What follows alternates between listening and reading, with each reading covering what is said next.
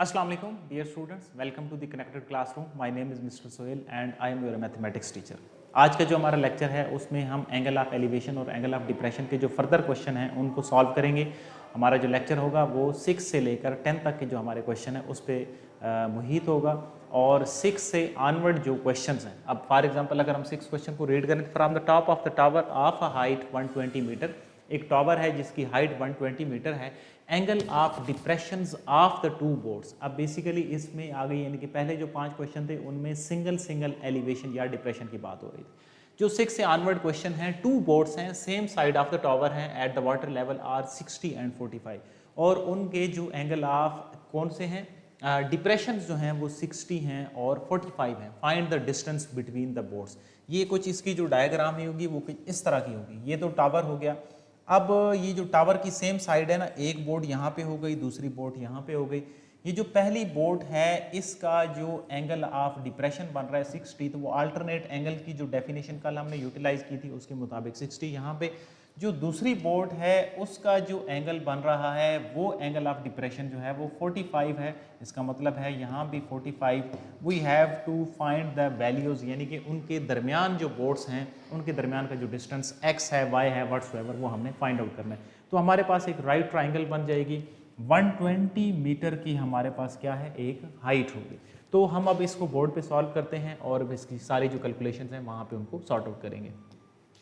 तो I hope आपको idea हो गया होगा। मजीद हम बुक से इसको लिखते हैं, from the top of the tower of 120 metre height. ठीक है, तो अब हमारे पास एक टावर है, क्वेश्चन नंबर हमारा है 6। तो ये हमारे पास जो है वो टावर हो गया 120 मीटर की हाइट का। अब नेक्स्ट हमारे पास क्या चीज़ है, angle of the depressions of two boards on the same side of the tower. ठीक है, अब देखिए same side of the tower का मतलब ये है कि इसी साइड पे एक बोर्ड यहाँ पे हो गई और दूसरी जो बोर्ड है वो यहाँ पे हो गई। अब जो बोर्ड जिसका पहले तज़करा हो रहा है उसका जो एंगल ऑफ डिप्रेशन है, और एंगल ऑफ डिप्रेशन आप जानते हैं कि यहाँ पे बनेगा, तो जब वो उस जगह पे बनेगा तो अल्टरनेट एंगल की डेफिनेशन के मुताबिक यहाँ पे भी 60 डिग्री का एंगल बन जाएगा। आगे जो दूसरी बोर्ड है वो जो है उस तक जो एंगल ऑफ डिप्रेशन बनेगा वो 45 डिग्री है, तो यहाँ पे मीन्स 45 डिग्री का एंगल बना लिया। तो हमने यहाँ तक इसकी जो डायग्राम है वो ऑलमोस्ट कंप्लीट कर लिया। Find the distance between the boards. ये जो यहाँ से लेकर यहाँ तक का जो डिस्टेंस है ये हमने फाइंड आउट करना है। अब हमारे पास सपोज ये ट्राइंगल जो बन रही है ना ABC, परपेंडिकुलर यहाँ पे होगा। उसकी वजह ये है कि जाहिर सी बात है 120 मीटर की परपेंडिकुलर एक हाइट है, तो और दूसरा जो है वो यहाँ से D। तो पहले तो लिखते हैं triangle ABC is a right triangle. ठीक है, फिर आगे हमारे पास दो ट्राइंगल्स हैं। अब देखें ये जो डिस्टेंस है ना ये भी हमें नहीं पता। सपोज मैं इसको y का नाम दे देता हूँ। अब मैं आता हूँ, पहले सॉल्व करता हूँ ट्राइंगल DB और C को। ट्राइंगल DB और C से मैं जो y की वैल्यू है ना वो निकाल लूँगा। tan 60 is equal to perpendicular over base हो जाएगा। ठीक है, तो परपेंडिकुलर ओवर बेस करके y को हम इधर लाएंगे और y की वैल्यू निकालेंगे। सबसे पहले जो y की वैल्यू निकालेंगे उसका बेनिफिट क्या होगा वो हम नेक्स्ट स्टेप में बताते हैं। सो tan 60 हमारे पास अगर हम इसको पॉइंट्स में कन्वर्ट करें तो ये बन रहा है 1.73। y is equal to 120 dividing by 1.73। So the value of y 120 dividing by 1.73, ये हमारे पास आंसर बन रहा है 69.36।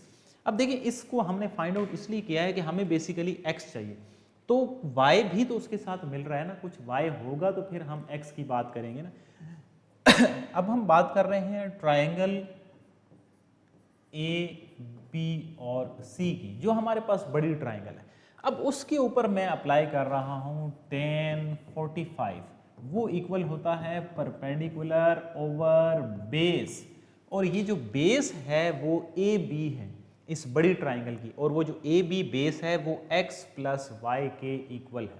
ठीक है, क्योंकि ये यहाँ से लेकर यहाँ तक लेंथ है, इसमें दोनों आ जाएंगे, x प्लस वाई आ जाएंगे, यानी कि AB अगर मैं आपको कहूँ तो आप कहेंगे कि वो x प्लस वाई की इक्वल है।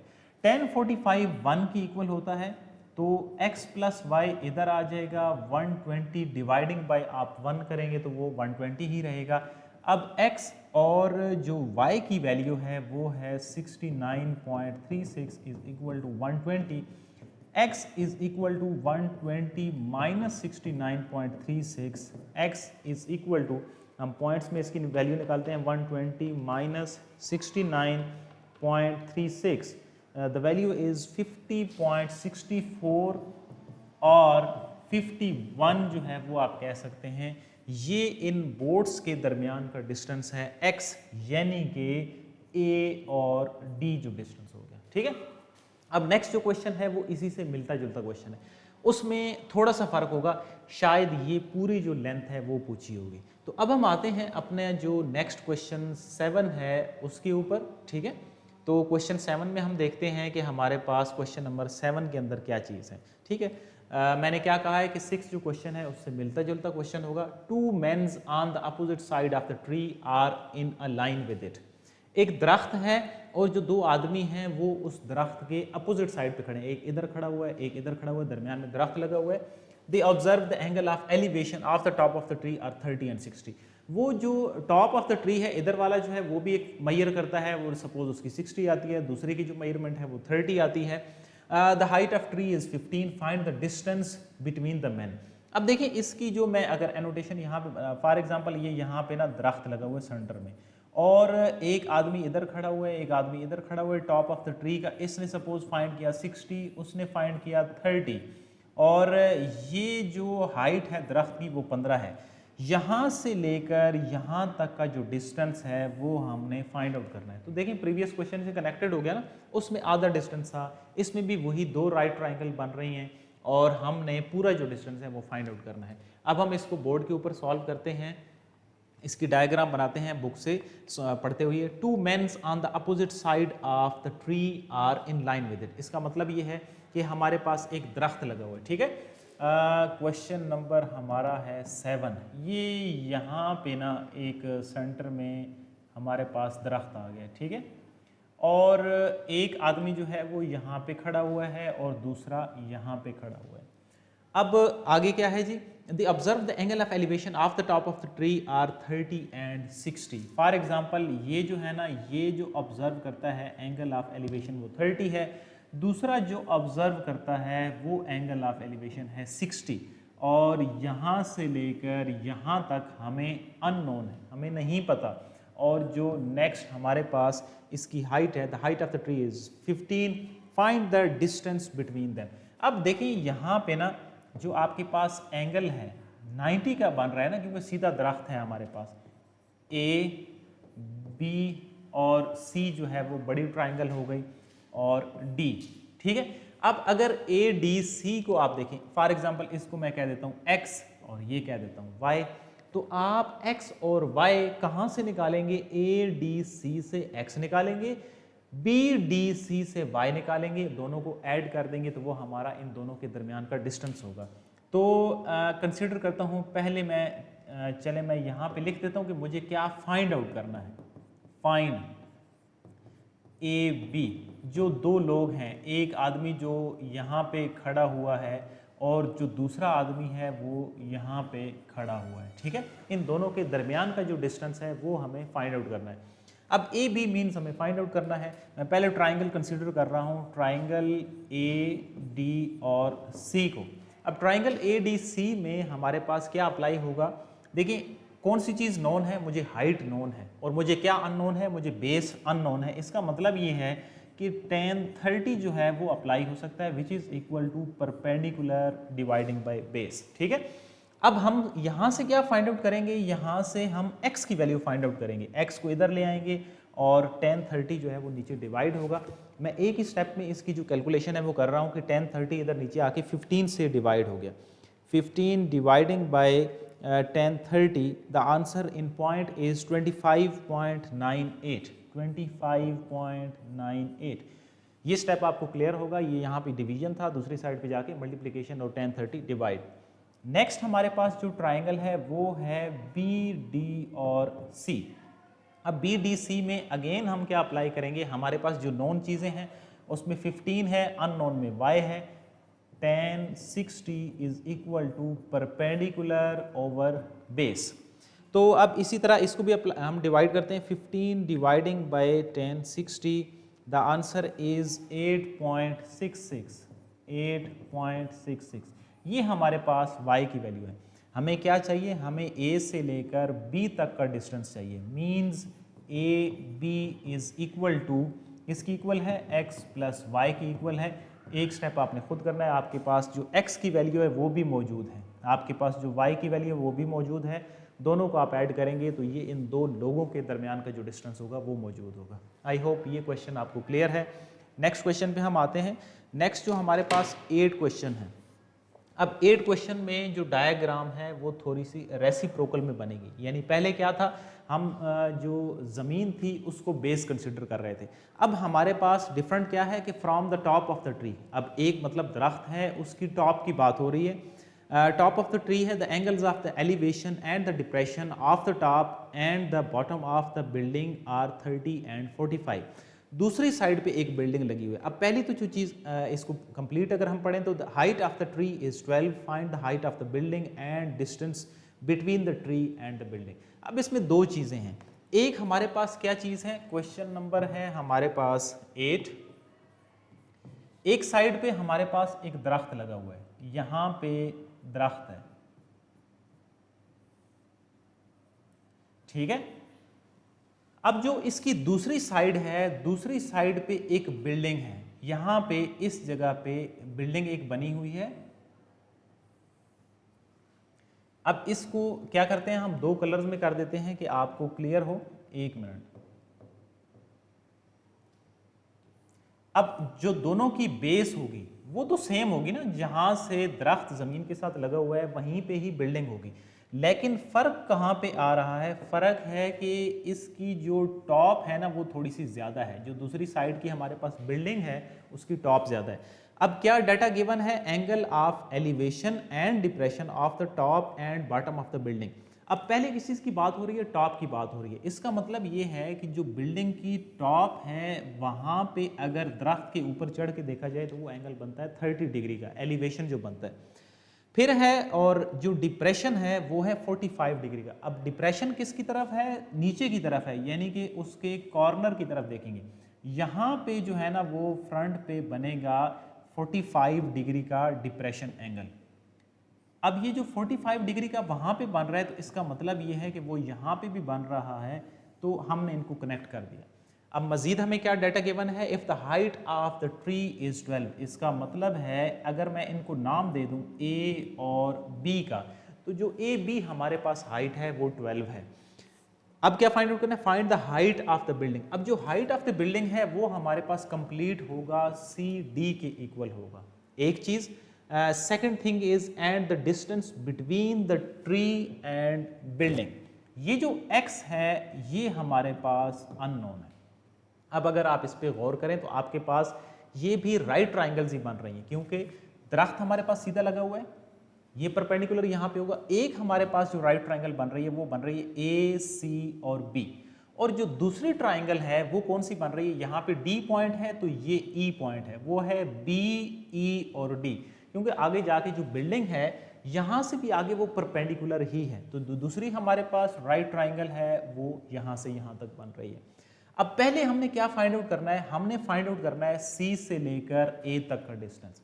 अब मजीद इस डाटा में जो चीज़ गिवन है, अब देखिए ए से बी, मैंने क्या कहा था कि जो दोनों की हाइट्स हैं बिल्डिंग्स की, यहाँ से लेकर यहाँ तक वो तो दोनों सेम हैं, तो मीन्स अगर वो हमारे पास 12 है तो ये भी 12 होगा। जितना डाटा आपको साथ साथ मिल रहा है वो आपने कलेक्ट करना है। अब मसला है सिर्फ ई डी का, ये अननोन है। अगर ई डी मुझे मिल जाए तो फिर मैं सी ई के अंदर डी ई को ऐड कर दूंगा तो मेरे पास कंप्लीट उस बिल्डिंग की हाइट आ जाएगी।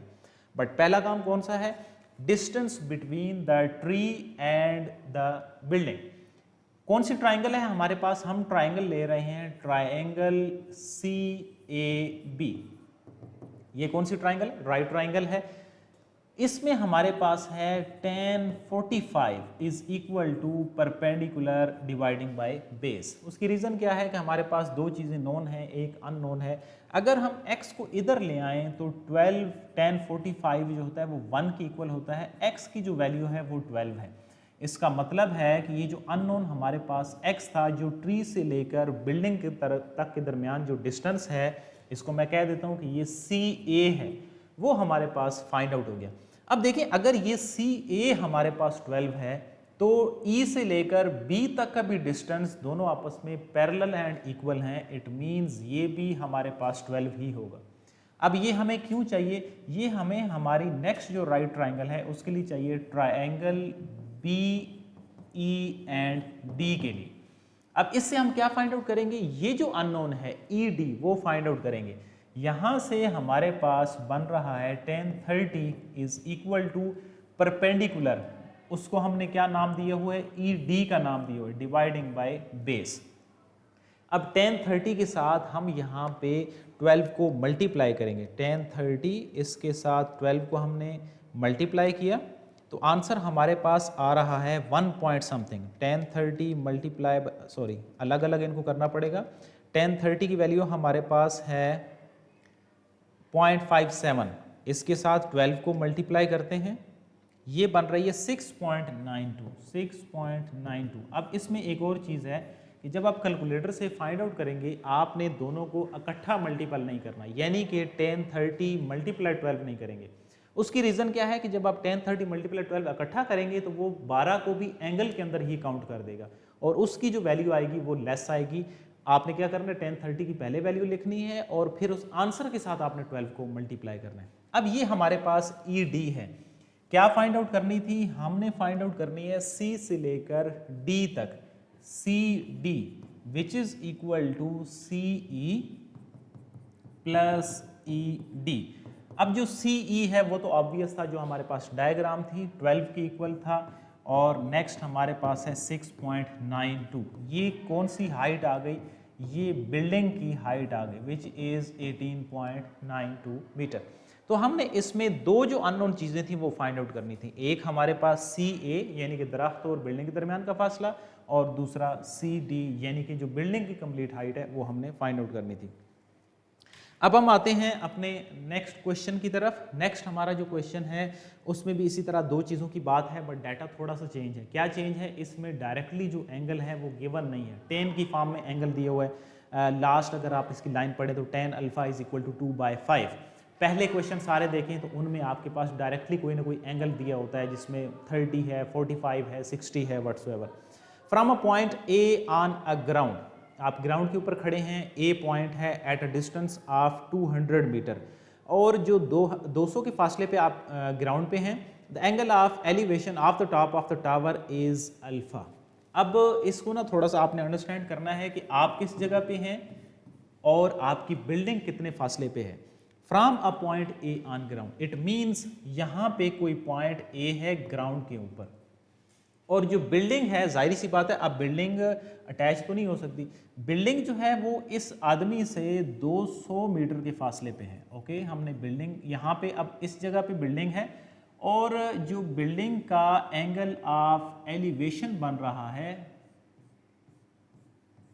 वो कितना है? वो अल्फा है। इट मीन्स कि वो जो आदमी देख रहा है वो जाहिर सी बात है बिल्डिंग की टॉप को देख रहा है, तभी एंगल ऑफ एलिवेशन बन रहा है। टॉप ऑफ द टावर जो है वो अल्फा है। There is another B 80 metre nearer to the tower. अब नियरर को जो क्या मतलब है इसका, कि यहाँ ये जो पॉइंट A है ना, ये आगे की तरफ चला गया है 80 मीटर के फासले पे यहाँ पे, और उन्होंने पॉइंट दिया हुआ है कि B पॉइंट है।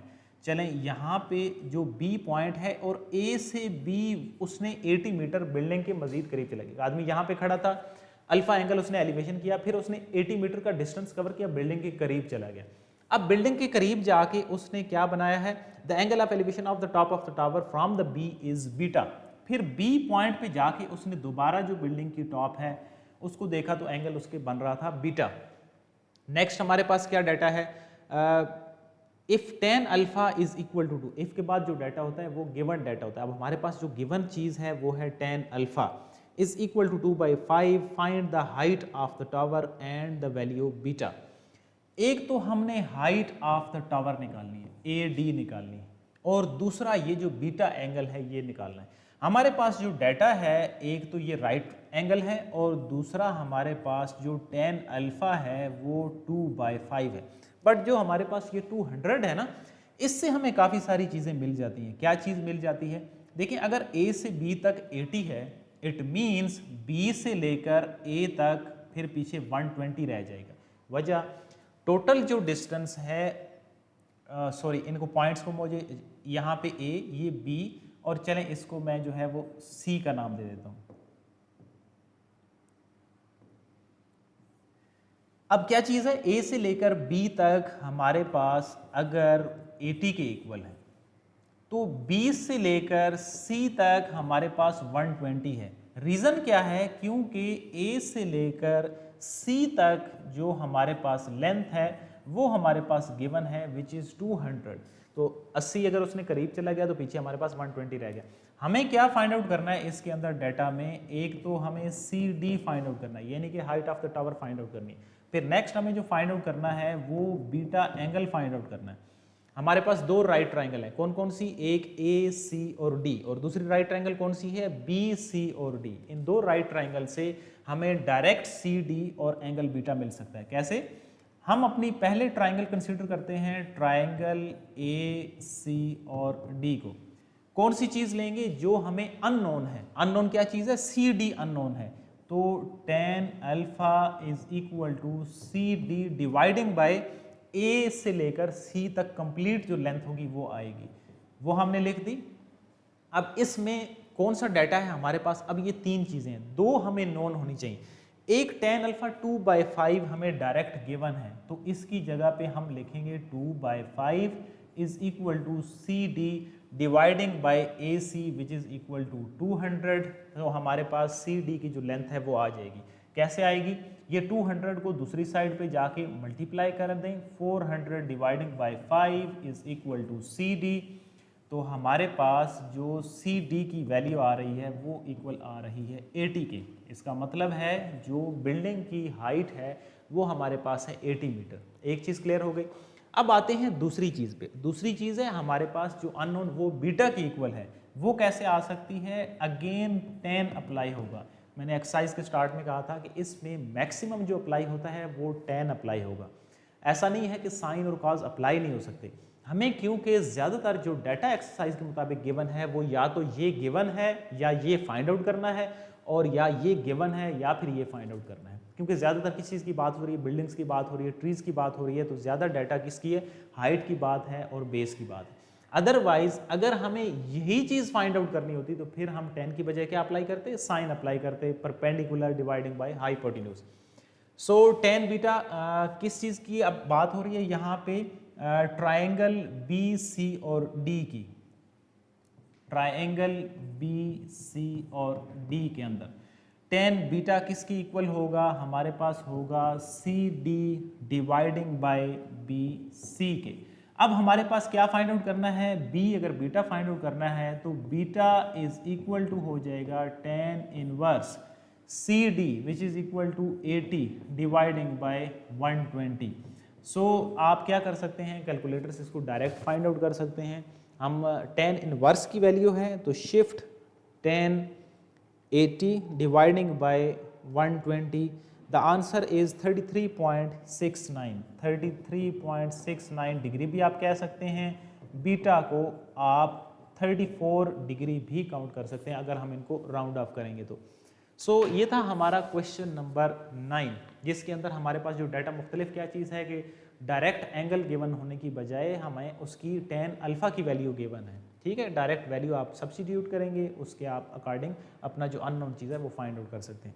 अब ये था हमारे पास क्वेश्चन नंबर 9। अब हम आते हैं अपना जो नेक्स्ट क्वेश्चन है उसकी तरफ। ओके, नेक्स्ट जो हमारे पास क्वेश्चन 10 है उसके अंदर भी हमारे पास दो चीज़ें ही मौजूद हैं। कौन कौन सी दो चीज़ें हैं? About moving away from a lighthouse tower 206.6 metre high. इसका मतलब ये है कि एक टावर की डायरेक्टली अब हाइट गिवन है। अब इससे पहले वाला जो क्वेश्चन था उसमें हमें हाइट फाइंड आउट करनी थी। Next one is takes 120 seconds to change the angle of the elevation of the top of the lighthouse from 60 to 45. Find the speed of the boat. अब इसमें फिजिक्स का concept है, वो हमने find out करना है। स्पीड हमने find out करनी है, वेलोसिटी यानी कि फाइंड आउट करनी है। आप जानते हैं कि s is equal to v t, formula हम यूज़ करते हैं कि distance travelled is equal to velocity multiply by time. और फाइंड द स्पीड भी फाइंड आउट करनी है और 120 सेकंड्स हमें टाइम दिया हो। तो सबसे पहले तो हम बनाते हैं अपनी डायग्राम। अब डायग्राम में हमारे पास एक लाइट हाउस टावर है 206.6 का। सपोज मैं इनको ए बी का नाम दे देता हूँ। और मज़ीद क्या है, takes 120 to change the angle of the elevation of the top of the lighthouse from 60 to 45। इसका मतलब ये है कि अगर इसका जो एंगल ऑफ एलिवेशन है ना, किसी जगह से किसी ने फाइंड आउट किया है तो वो 60 से 45 हुआ है। इसका मतलब है कि यहाँ से लेकर यहाँ तक जो एंगल ऑफ एलिवेशन है वो 60 है, बट वो ये कह रहे हैं कि 60 से एंगल ऑफ एलिवेशन जो 45 हुआ है ना, तो इसमें हमारे पास जो टाइम लगा है वो 120 सेकंड्स का टाइम लगा है। 120 सेकंड्स का टाइम है। हमने speed of the boat find out करनी है। तो इसका मतलब है कि हमारे पास जो डाटा है उसके मुताबिक हमें ये जो इसमें 206.6 ये गिवन है। अब हम निकालेंगे क्या चीज़, हम इसका ना डिस्टेंस सबसे पहले तो निकालेंगे ना कि ये जो एंगल ऑफ एलिवेशन चेंज हुआ है 60 से 45, इसमें जो डिस्टेंस है पहले हम वो निकालेंगे, फिर हमारे पास जो टाइम गिवन है उसके मुताबिक हम अपना जो वेलोसिटी है उसको फाइंड आउट कर लेंगे। मींस x है सपोज और ये y है, और हमारे पास दो जो हैं वो अगेन ट्राइंगल्स हैं। अब ये जो क्वेश्चन है क्वेश्चन नंबर 6 के साथ इसको सर्कल कर दें, ये उससे लिंक्ड क्वेश्चन है। क्या था वहाँ पे x minus y, question number 7 में x plus y similarly find out करना था। तो सबसे पहले जो हमने फाइंड आउट करना है वो है x प्लस वाई। अब हमारे पास ट्राइंगल कौन सी हम कंसिडर कर रहे हैं, आप पहले डाटा लिखना चाहें आप लिख सकते हैं कि ट्राइंगल मेरे पास CAB एक राइट ट्राइंगल है, फिर मेरे पास DAB एक राइट ट्राइंगल है, और इसी तरह बड़ी जो ट्राइंगल है वो CAB। या आप क्या कर लें, आपकी जो अननोन चीज़ें हैं डायरेक्ट आप अपनी ट्राइंगल को लिखें और उसके मुताबिक अननोन फाइंड आउट कर लें। सो ट्राइंगल हमारे पास CAB को अगर मैं काउंट करूं तो मेरे पास बनता है 1045 is equal to perpendicular which is 206.6 dividing by base which is CA यानी कि x प्लस वाई। तो यहाँ से x plus y is equal to 206.6 है। कैसे, 1045 हमारे पास डायरेक्टली 1 की इक्वल होता है, ये इधर आके मल्टीप्लाई हो जाएगा तो x प्लस वाई हमारे पास 206.6 आ गया। नेक्स्ट, अब ये एक हमारे पास इसमें दो अननोन चीज़ें हैं, कोई चीज़ हम फाइंड आउट ही नहीं कर सकते इसमें, ना x और ना y। तो हमारे पास क्या चीज़ है, अब हम दूसरी ट्राइंगल पे जाते हैं। कौन सी ट्राइंगल है, ट्राइंगल DAB। जो ट्राइंगल DAB है इसमें मेरे पास अगेन 1060 जो है वो इक्वल है 206.6 डिवाइडिंग बाय DA, जिसको हमने y का नाम दिया हुआ है। अब हम जो DA को फाइंड आउट करेंगे वो हमारा होगा 206.6 डिवाइडिंग बाय 1060, मीन्स DA हम फाइंड आउट करते हैं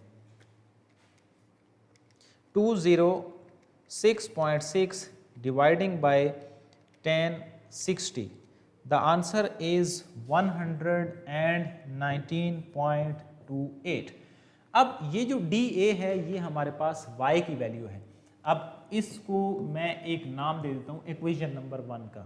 तो 1 क्या बनेगी, नाउ 1 ने क्या बनना है, क्योंकि मेरे पास जो DA है ये y की वैल्यू है 119, तो x plus 119.28 is equal to 206.6, x is equal to 206.6 minus this one, so x is equal to, तो यहाँ से हमारे पास किस चीज़ की वैल्यू आ जाएगी, x की भी वैल्यू आ जाएगी, विच इज़ 206.6 माइनस 119 हम फाइंड आउट करते हैं 206.6 माइनस 119.28, तो हमारे पास ये वैल्यू बन रही है 87.32।